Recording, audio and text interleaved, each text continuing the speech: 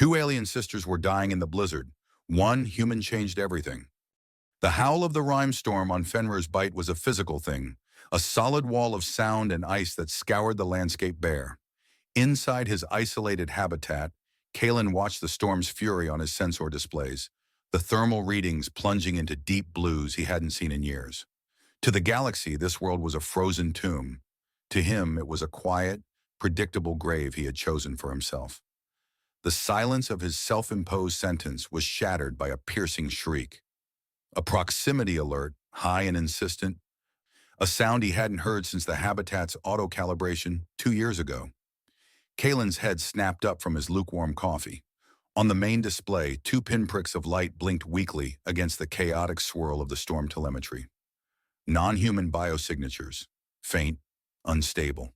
They flickered once, twice, then threatened to vanish entirely into the deep, lethal blue of the outside world. A cold dread, familiar and unwelcome, coiled in his gut. Leave it. The voice was a ghost in his own mind, a scar tissue of memory. You know what happens when you play the hero. He ran a hand over his face, the rough scruff of his beard a grounding sensation. Out there was a grinder of ice and wind. Survival probability for any exposed life form was effectively zero. A rescue attempt wasn't just dangerous, it was an act of profound, suicidal stupidity. He pulled up the atmospheric data. Wind speeds were exceeding vehicle tolerance. Visibility was a flat zero. His knuckles were white where he gripped the edge of the console. But the two pinpricks of light blinked again, a desperate, fading pulse. A heartbeat in the heart of the abyss. He saw a flash of memory, a ruptured hull, a face he loved vanishing into the cold vacuum. He had failed them. He couldn't save them. He smacked his fist softly on the console. Maybe not, but he was here now, and they were out there. With a ragged breath that felt like defeat and defiance all at once, Kalen pushed himself away from the monitors. His exile was a penance, not a paralysis. His movements became a study in practiced efficiency, the muscle memory of 100 high-risk deployments taking over. He pulled on the thermal underlayer, the thick insulated trousers, and the heavy-duty environmental suit. Each seal clicked into place with a reassuring hiss. He checked the charge on his helmet's battery, calibrated the suit's internal heater, and slotted 2 emergency energy packs into his belt. At the equipment locker, he grabbed his crawler's remote starter and a medkit he hadn't touched in 5 years. He was a ghost haunting his own life, but the ghost still remembered how to work. The crawler groaned as the outer bay doors fought against the wind. The storm hit the armored vehicle like a physical blow, the entire chassis shuddering. Inside, Kalen was blind. The forward view screen was a blizzard of static and frozen-over sensors. He was forced to navigate by topographical overlay and the faint dying signal of the biosignatures. The machine clawed its way over unseen ice drifts, its metal frame screaming in protest against winds that threatened to peel the plating from its bones. He almost missed it, a dark shape barely visible through a momentary lull in the ice-choked air. Kalen brought the crawler to a halt, its treads churning precariously on a slick incline. The shape was a ship, or what was left of one. A small shuttle, its hull half swallowed by a snowdrift. As he got closer, his helmet lamps cut through the gloom, illuminating a series of deep, blackened gashes across the fuselage. The edges were melted, vitrified. That wasn't impact damage. It was military-grade energy scoring. They had been shot down. Just beyond the wreckage, huddled in the futile lee of a twisted piece of landing gear, were the biosignatures. 2 figures, one larger, curved protectively over the smaller. Kalen's boots crunched in the snow as he approached. They were alien, their forms slender and graceful, even in their desperate state. Their skin, a material like polished obsidian, was terrifyingly dull, the fine crystalline patterns that covered it looking brittle and lifeless. The smaller one, Alara, had a limb bent at an unnatural angle, the crystalline structure showing a network of deep, spider-webbing fractures. The larger sister, Lyra, stirred as his shadow fell over them. She pushed herself up on one arm, her movements weak but filled with a defiant fire. She bared teeth that were like sharpened quartz and tried to place her body more fully between him and the unconscious form of her sister. It was a pathetic gesture, a final act of protection from a being on the verge of collapse, but the hostility was unmistakable. Kalen ignored it. He saw only the signs, the ones his training had drilled into him: advanced hypothermia, physical trauma, systemic shock. He knelt, his movements slow and deliberate, holding up his empty hands before reaching for the medkit. His focus was entirely on the smaller one.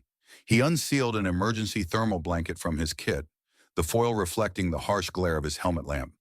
Ilara was terrifyingly cold to the touch, her body as rigid and frigid as the ice around them. As he carefully wrapped her in the blanket, he was aware of the older sister watching his every move. Her gaze a mixture of hatred and exhausted pleading. He secured the unconscious form, lifting her into his arms. She weighed next to nothing. The journey back was a new kind of hell. Kalen carried Ilara with one arm, his other hand gripping a safety line as he guided Lyra, who stumbled behind him. The storm had intensified, and a chunk of ice, torn from a nearby ridge, slammed into the side of the crawler, shattering a sensor array and nearly pitching the vehicle onto its side. They were a tiny, fragile island of life in an ocean of planetary rage. Finally, the habitat's proximity lights cut through the swirling darkness.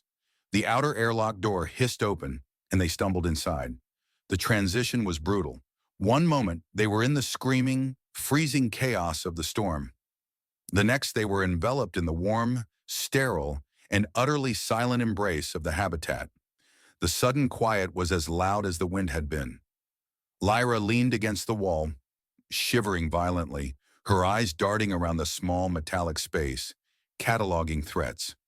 Her suspicion was a palpable force in the room.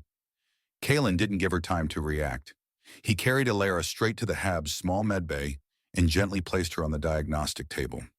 He activated the scanner, the blue light washing over her fractured, crystalline form. He needed a baseline, a starting point, anything to tell him how to fix this. The machine hummed for a moment, its internal processors struggling.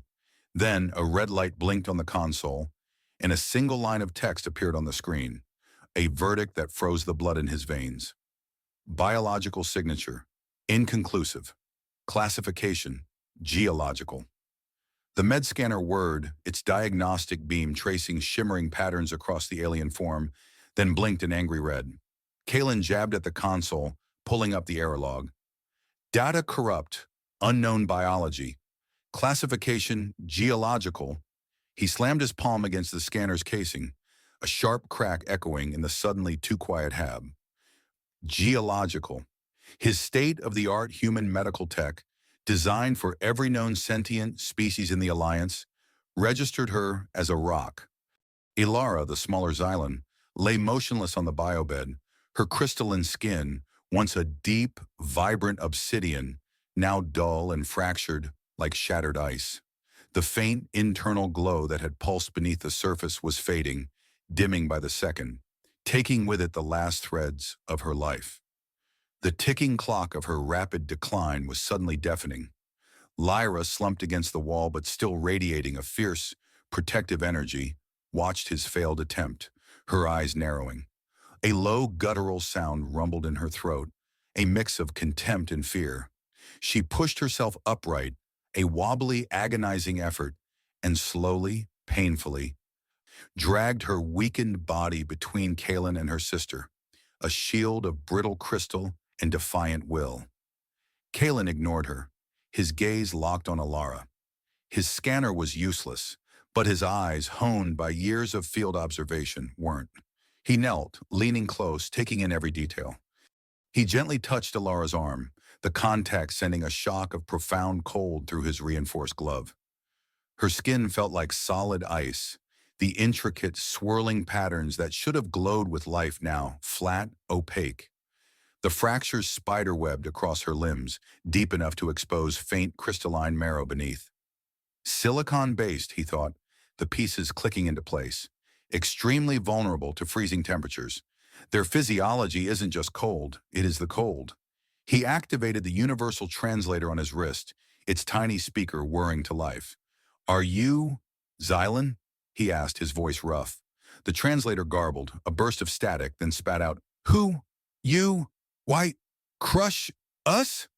Lyra recoiled, her face contorted in a mix of confusion and renewed suspicion. She lunged forward, a weak, desperate lunge, trying to swipe at the device. The storm's electromagnetic interference was playing havoc with the signal, turning his words into a weapon. Frustration surged, but Kalen pushed it down.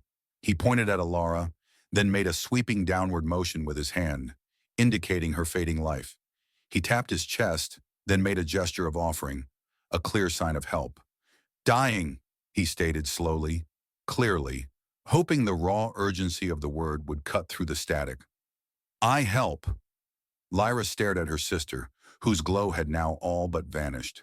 The raw truth of Kalen's gesture, coupled with Alara's undeniable decline, shattered her last defenses.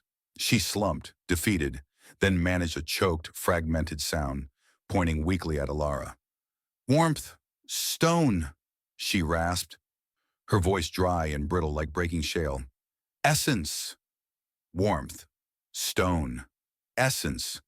Kalen's xenobiology training, dormant for years, flared to life. Silicon-based, crystalline, geological.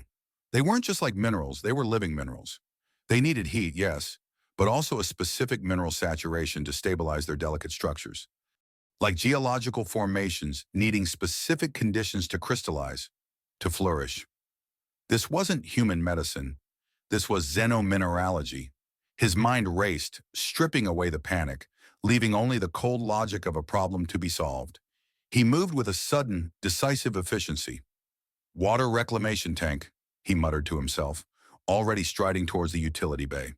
He tore a heating element from a spare vehicle power unit, sparks flying as wires protested.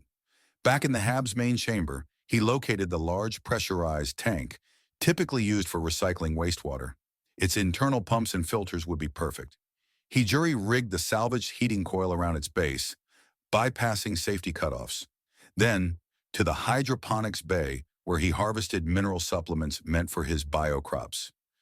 Calcium, magnesium, trace elements. He crushed them with a heavy pestle, a gritty, rhythmic scrape, into a fine, sparkling dust, creating a potent, mineral-rich saline bath. Lyra watched, wary eyes tracking his every move, her body tense, but she no longer interfered. Kalen filled the tank, the water steaming as the jury-rigged heater roared to life. He tested the mixture with a chemical strip, then dipped his gloved hand in, carefully adjusting the temperature until it was warm, but not scalding. A slight cloudiness permeated the water, suspended with the crushed minerals. He glanced at Lyra. Her gaze was fixed on the tank, a flicker of something new in her eyes, a fragile, desperate hope. He returned to Alara, his movements slow and deliberate. He scooped her gently into his arms, her body unnervingly light, stiff as statuary. He carried her to the tank and, with utmost care, lowered her into the warm mineral-rich liquid. The water rippled, enclosing her in a shimmering cocoon. Lyra gasped, a sharp choke sound, her fingers tightening as she braced against the wall, her breath held. Slowly, almost imperceptibly, a faint, internal luminescence began to bloom beneath Alara's crystalline skin. The dullness receded, replaced by a soft, ethereal glow that pulsed with a fragile, renewed life. The spiderweb fractures, while still present, seemed to freeze, their edges subtly softening, no longer spreading. Lyra's rigid defiance melted, her shoulders slumping in a profound, shuddering relief. Her gaze, when it met Kalen's, was still guarded, but the deep hostility had vanished, replaced by a nascent gratitude he hadn't expected. While Lyra knelt by the tank, her hand hovering protectively over Alara, Kalen moved back to his command console. He ran a routine check of the habitat's external sensors. A warning light flashed a minor structural failure, a localized power fluctuation in a remote section of the outer shell. Likely a micrometeorite impact, or a stress seam finally giving way under the relentless rime storm. Standard procedure. Then a new alert flashed across his long-range passive scans. A faint, non-terrestrial energy signature, distinct from the storm's atmospheric interference, flickered into existence. It moved erratically, as if battling the gale, but with a purposeful vector, closing on Fenrir's bite. Kalen rerouted power to stabilize the structural failure. his fingers flying across the holographic interface, while simultaneously attempting to get a clearer read on the new contact. He isolated its unique energy profile. It wasn't natural. It was small, stealth-capable, a scout drone. As he worked, a shimmering image bloomed in Kalen's mind, unbidden, startlingly vivid. It wasn't a sound or a thought, but a feeling warmth, a blinding golden sunlight washing over vast, shimmering crystalline deserts. He saw sweeping dunes of living crystal, structures rising like spires of pure light. He saw Alara, younger, vibrant, laughing, her skin glowing with radiant life as she stretched out a hand toward the sun. The image vanished as quickly as it appeared, leaving an ache in Kalen's chest. It was a genuine, non-verbal plea for comfort, a glimpse into her homeworld, a memory of everything she was losing. The first telepathic bridge. The sudden alien intimacy of the contact made Kalen stumble back from the console, gasping, a hand flying to his temple. He felt momentarily disoriented, his legs shaking from the raw, unfiltered emotion that had bypassed his senses entirely. But he recognized it. Ilara. She was reaching out, not with words, but with her very essence. It established a profound emotional connection, bypassing all previous barriers of species, language, and mistrust. He felt the weight of her longing, her terror, her desperate hope. He shook his head, clearing the lingering echo of the vision, and refocused on the drone. Its flight path had tightened, no longer erratic, but precise, indicating it had pinpointed the habitat's location. He isolated its unique energy signature, running it against known databases. The results flashed, stark and chilling. Kiar Talis Corporation. Designation: the Collectors. The realization hit Kalen with the force of a physical blow. Cold certainty settled in his gut. The Collectors. Infamous for their unethical xenogenetic acquisition, their ruthless pursuit of unique alien biologies for exploitation. They hadn't stumbled upon the Zalan sisters by accident. They were actively hunting them. The military-grade energy scarring on the wrecked shuttle suddenly made sickening sense. This frozen world, his chosen grave, was now a trap. He turned to Lyra, his face grim. "Drone," he clipped, pointing at the console. "Collectors."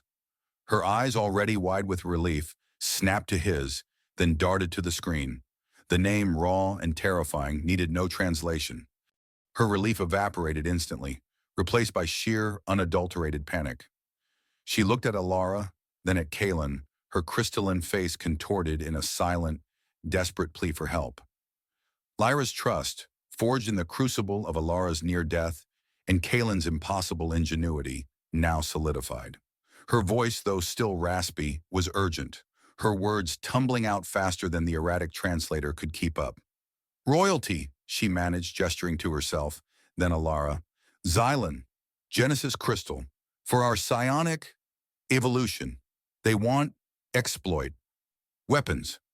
She pointed a trembling finger at the screen, at the drone's signature. "The Collectors. They pursue us for this." The stakes, once limited to a solitary human and two dying aliens, had just exploded.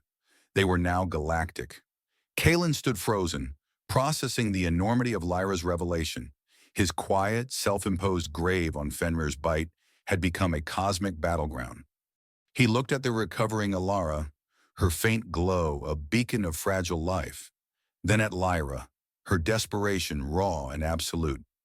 The emptiness that had gnawed at him for years, the resignation that had defined his exile, shattered.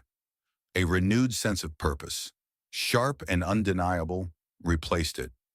He knew with a clarity that resonated deep in his bones that he had to protect them. The hum of the environmental controls was a steady counterpoint to the blizzard's relentless shriek, but Kalen barely registered either. His gaze was fixed on the tactical overlay. The collector drone was a persistent, malevolent pinpoint, circling. Its energy signature pulsed with too much proprietary tech for an orbital survey. This was a hunter. He needed to disable it, not just hide. The storm's electromagnetic interference, a chaotic blur on his sensors, was both a hindrance and an opportunity. If he could create a localized surge, a precisely timed EMP, he might fry its guidance systems. But that meant getting to the external power relay, exposed on the habitat's wind-scoured shell. An EVA in this maelstrom was borderline suicidal. He turned from the console, the grim lines of his face softening slightly as his eyes found Lyra. She stood beside Alara's still glowing immersion tank, her slender form rigid, her crystalline skin a muted obsidian. He could feel her fear, a faint tremor in the air.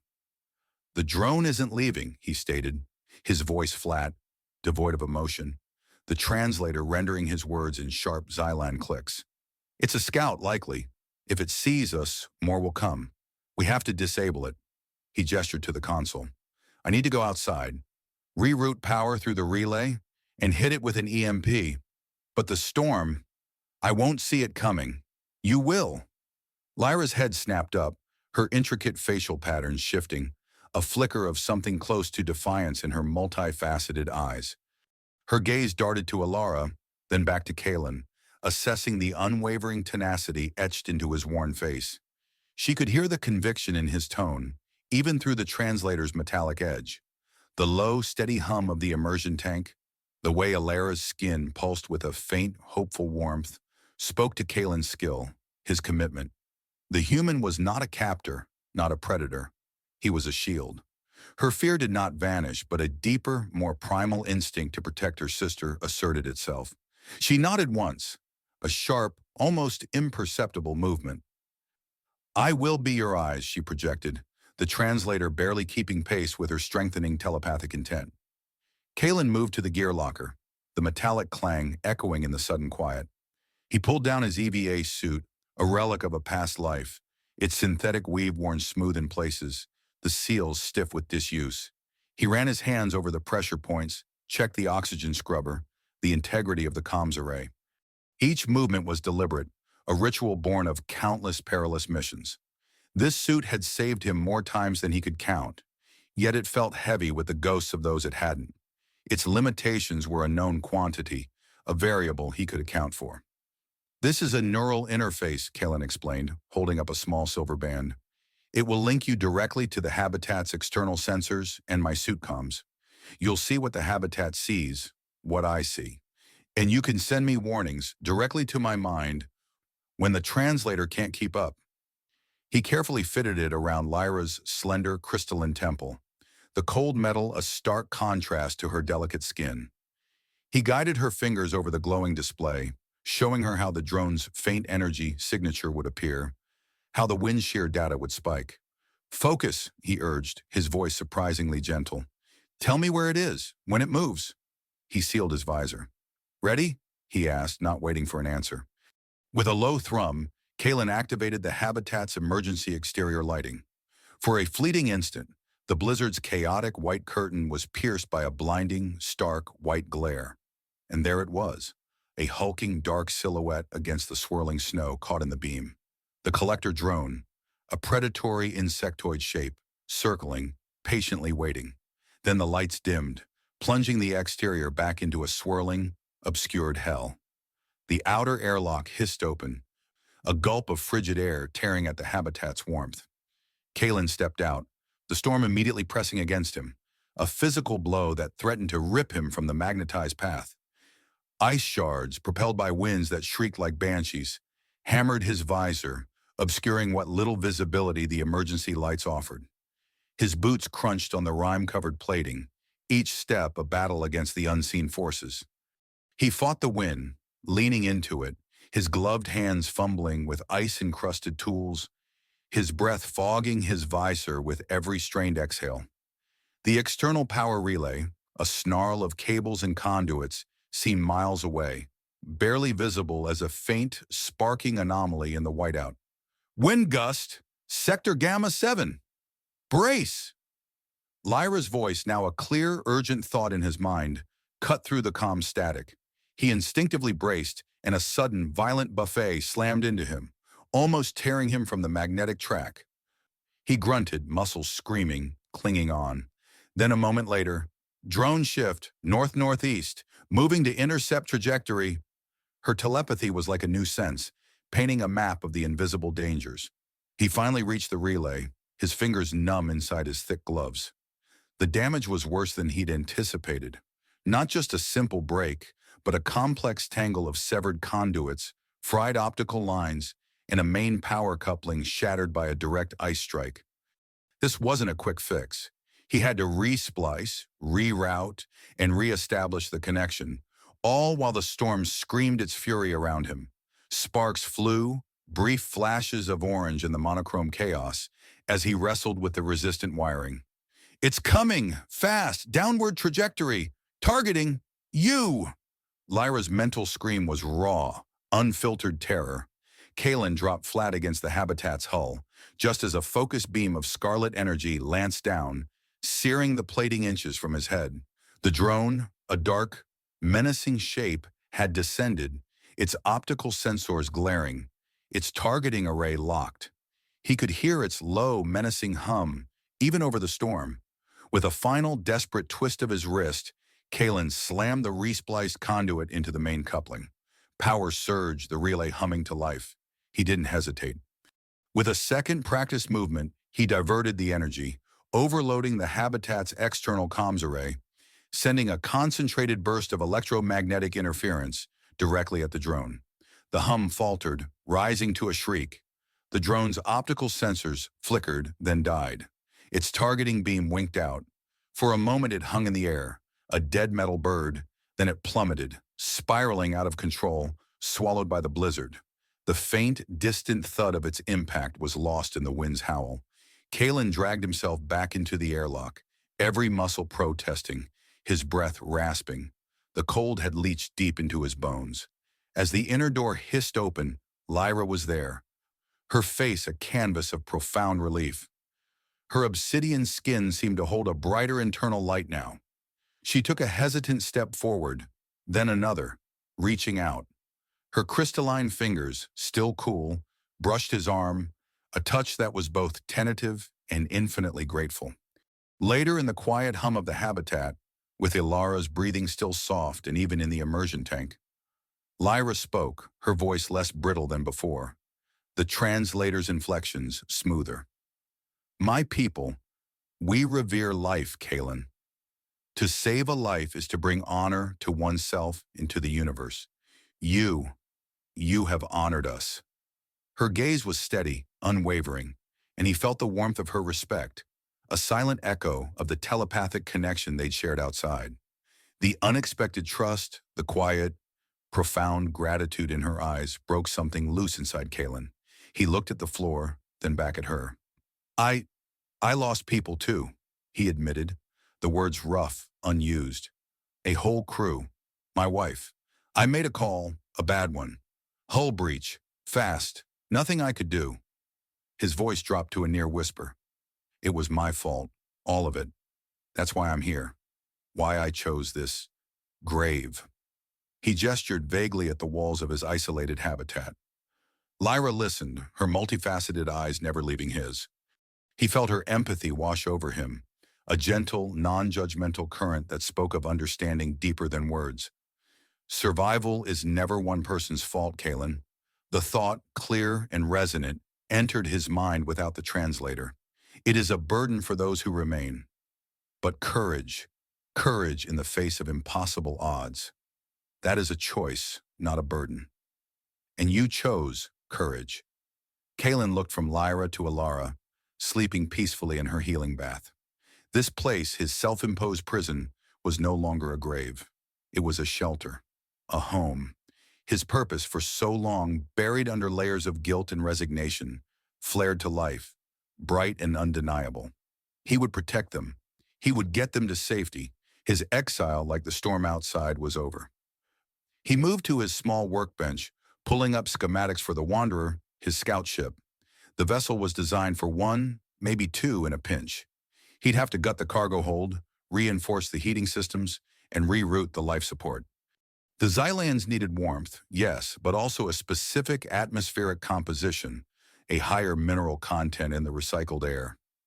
He began calculating, his mind already spinning with solutions. Lyra joined him, her presence a quiet anchor. She leaned over the console, her crystalline fingers tracing the complex diagrams. Our metabolic rate requires a higher silicon particulate, and the thermal regulation needs to be constant, not cycling. Her telepathic suggestions were precise, invaluable, guiding his modifications. He saw her people's advanced understanding of biology and engineering, a graceful, intricate logic that complemented his brute force practicality. Hours later, as the modifications began to take shape, Kalen paused. He opened an encrypted channel, one he hadn't touched in years, a relic from his deep space rescue days. His fingers hesitated over the comms panel, then moved with renewed willpower. He typed a short, coded message. Coordinates, a warning about Kirtalis Corporation, and a single desperate plea for discreet assistance, addressed to a name he hadn't spoken aloud in years. He hit transmit. Outside, the storm, as if in response, finally began to break. A sliver of clear, inky blackness appeared on the main view screen, dotted with the sharp, indifferent brilliance of distant stars. Kalen looked at them, not with the old hollow resignation, but with a defiant willpower. Fenrir's bite would soon be behind him. He had a new purpose. He had a new family. And the galaxy, for all its dangers, now waited.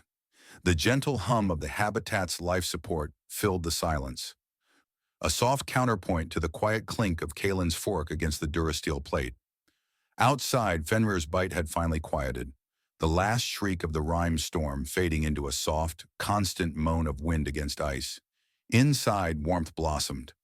Lyra sat across from him, her crystalline skin now radiating a faint internal luminescence, a sign of her returning health. Ilara, nestled beside her, watched Kalen with wide, curious eyes, her own skin a softer glow, the fractured patterns now nearly invisible. It was simple, this meal of rehydrated nutrient paste and synthesized protein, but it felt like a feast, a shared breath in a world that had tried to steal theirs. Your sustenance, it is adequate, Lyra's thought resonated directly in Kalen's mind, a clear, resonant tone that bypassed the clunky translator he'd given up on. He felt her meaning behind the words, a grudging admiration for his improvised cuisine, a nascent acceptance. No longer just a sequence of translated words, her thoughts now carried the subtle nuances of her Zealand biology, a faint warmth, a shimmer of crystalline light. He understood her people's desperate vulnerability to the cold with a new, visceral clarity, the way their life force could literally dim. Kalen nodded, a slight smile touching his lips. It'll get us where we need to go. He pushed away from the table, motioning for them to follow. Come on, let me show you your new home. He led them through the habitat's short connecting tunnel to the airlock of the Wanderer, his battered scout ship.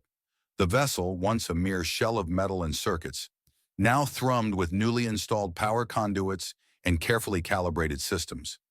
Inside, where his cargo bay had been, a shimmering, self-contained module gleamed.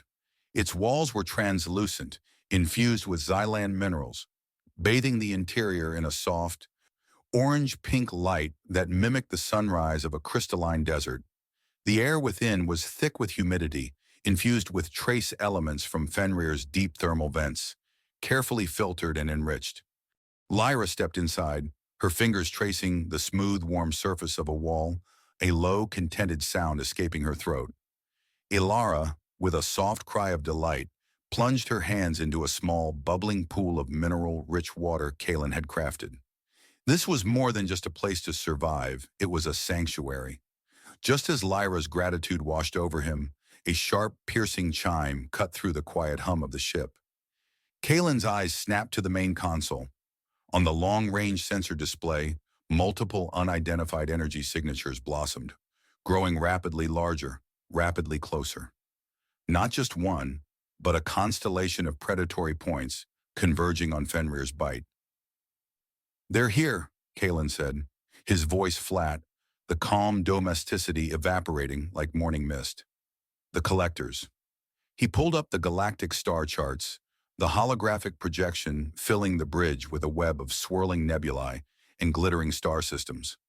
Lyra was instantly beside him, her long, elegant fingers hovering over the display. Kalen's eyes scanned the standard FTL lanes, the known jump points, dismissing them with a shake of his head. They'll be watching every exit. Blockade patterns likely. They'll expect us to try for the nearest alliance port.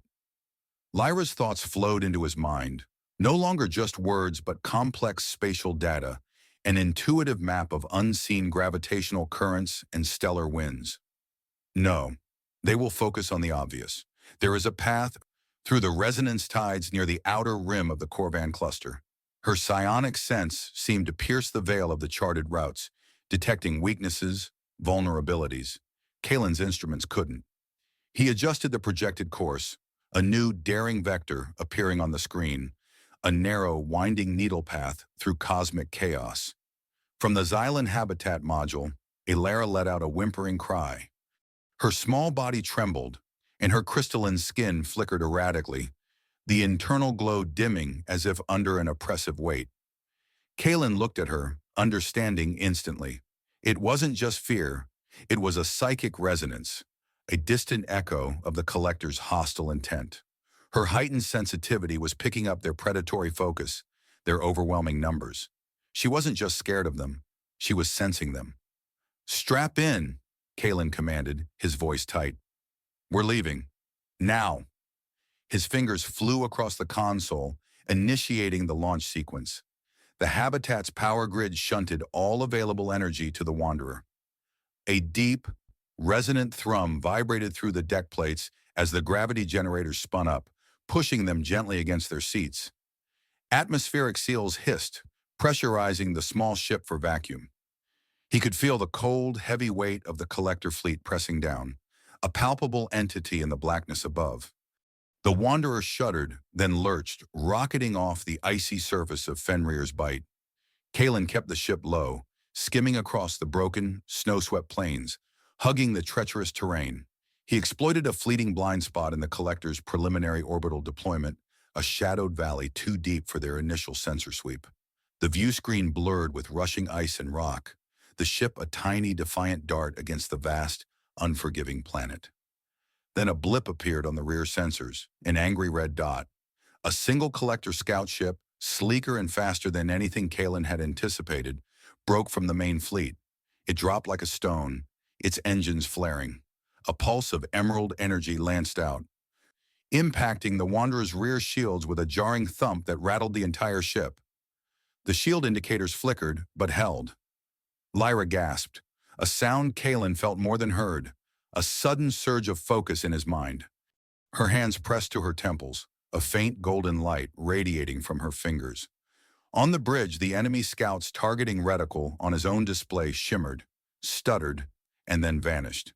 Its sensor readings flickered, displaying garbled data. Lyra was extending her telepathic field, a subtle, directed burst of chaotic energy, actively disrupting the scout ship's systems. The pursuing vessel veered erratically, its energy weapon firing wide. "Hold on!" Kalen yelled, yanking the stick hard. He threw the Wanderer into a high-G evasive corkscrew maneuver, arcing around a massive, jagged ice moonlet that hung suspended in the void. Gravitational distortions from the moonlet tore at the ship, groaning metal protesting against the strain. But Kalen used the chaos, dipping behind the moon's frozen bulk. Breaking line of sight. It was only a moment of respite. When the Wanderer emerged, the main collector fleet had already reconfigured. The vast expanse of space around Fenrir's Bight was now a net. Every standard escape route sealed. Smaller, faster interceptors, like vicious metallic insects, detached from the larger ships, beginning a systematic sweep of the asteroid belt around the planet. They were trapped. Elara's earlier whimper escalated into a raw, piercing cry. Her entire body convulsed, the crystalline patterns on her skin flaring with an uncontrolled, blinding light. A wave of pure, unadulterated terror, amplified by the collective psionic presence of the collector fleet, ripped through Kalen's mind, a physical blow. Simultaneously on his comms panel, the Wanderer's energy signature blipped, amplified, a beacon in the darkness. Elara's distress had inadvertently broadcast their exact location. Kalen cursed, his jaw clenching. Conventional escape was impossible. He glared at the star chart, at the encroaching red dots, his mind racing. Then his eyes landed on it, a swirling, chaotic mass of unmapped stellar dust in volatile energy fields. The Veil Nebula, uncharted, unstable, a grave for any ship foolish enough to enter its maw. He punched in the coordinates, desperate. Lyra, her face pale but resolute, met his gaze. Her thoughts were grim, urgent. Kalen, you must understand. The Genesis crystal, it is more than just genetic data. It is a focus, a psionically active artifact. It can manipulate localized energy fields. That is why they crave it, to weaponize our very essence. Kalen's face hardened, a mask of unwavering willpower. He looked from Lyra to the trembling Alara, then to the swirling chaos of the nebula on his screen. His exile was over. His purpose was clear. Then we protect it, he said, his voice quiet but firm, and we protect you both, whatever the risk. The Wanderer surged, its engines screaming in protest as Kalen pushed them past their limits. The Collector fleet, now fully aware of their trajectory, launched a furious volley of pursuit. But Kalen didn't waver. He piloted the small ship, a tiny spark of defiance, directly into the swirling, energy-charged maw of the Veil Nebula, the churning cosmic dust swallowing them whole, vanishing them from the Collector's conventional sensor screens. The Veil Nebula swallowed the Wanderer whole. All external sensor readings flatlined, replaced by a violent, multispectral static that assaulted the comms. Invisible energy currents, chaotic and primal, seized the small ship, rattling its frame, throwing Kalen against the console restraints. Every alarm shrieked a frantic symphony of structural stress. Behind them, the pursuing Collector interceptors, built for brute force and predictable space, began to tear apart. One flared, its thrusters failing in a cascade of plasma, then ruptured into a million molten fragments. Another spiraled violently, its hull twisting like paper as it was crushed by an unseen force, ceasing its pursuit with a silent, catastrophic implosion. The nebula was not a hiding place. It was a hungry, churning maw. Lyra, standing braced beside Kalen, her crystalline skin now radiating a vibrant internal luminescence, held the Genesis crystal aloft. Its multifaceted core pulsed with a deep, resonant hum, and as she focused, a faint shimmer spread outward, stabilizing localized pockets of the nebula. Fleeting temporary pathways coalesced from the chaos, offering a desperate, flickering reprieve. Alara, now fully recovered and radiating a serene inner light, her psionic senses fully awakened by the nebula's raw, untamed energy, floated gently above Kalen's chair. Her eyes, pools of shimmering starlight, fixed on points only she could perceive. Her slender fingers, tipped with soft crystal, pointed, guiding Kalen through the shifting currents, indicating subtle, almost imperceptible shifts that signaled safe passage through the maelstrom.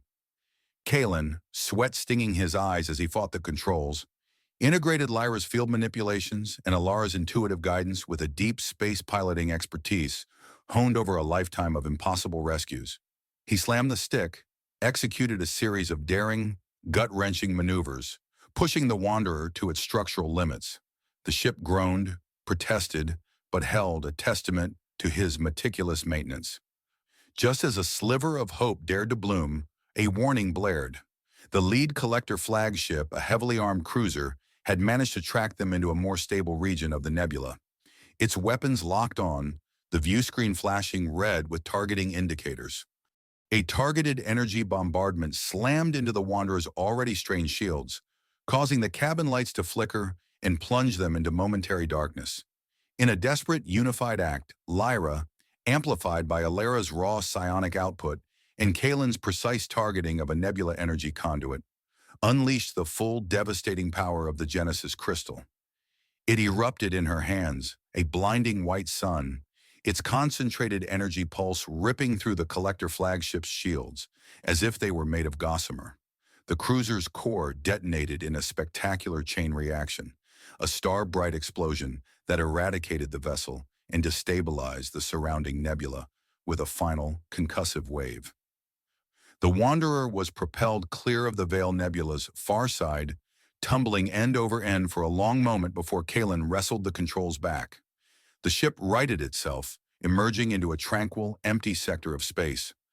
The silence was a stark, profound contrast to the preceding chaos and violence, broken only by the hum of the ship's systems and the soft, steady breathing of its occupants. Then Kalen's encrypted rescue specialist comms flickered to life. A single coded reply from his old contact displayed on the screen, confirming the receipt of his warning about the collectors and providing rendezvous coordinates. A lifeline thrown across the void, pulling him back into a galaxy he thought he had abandoned. Lyra turned to him, her face radiating profound gratitude and respect, her crystalline skin glowing with a steady, inner warmth. "Kalen," she said, her voice soft but firm, "you are one of us now. Our lineage is dwindling, but with you, it will endure.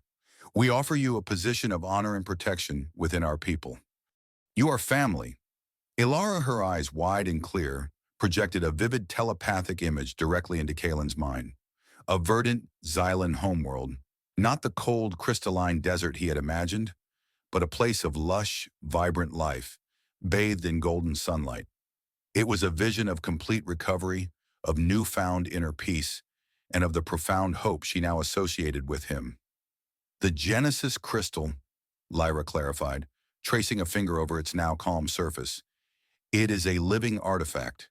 It not only holds our genetic code, but can actively facilitate our species' psionic evolution and biological regeneration.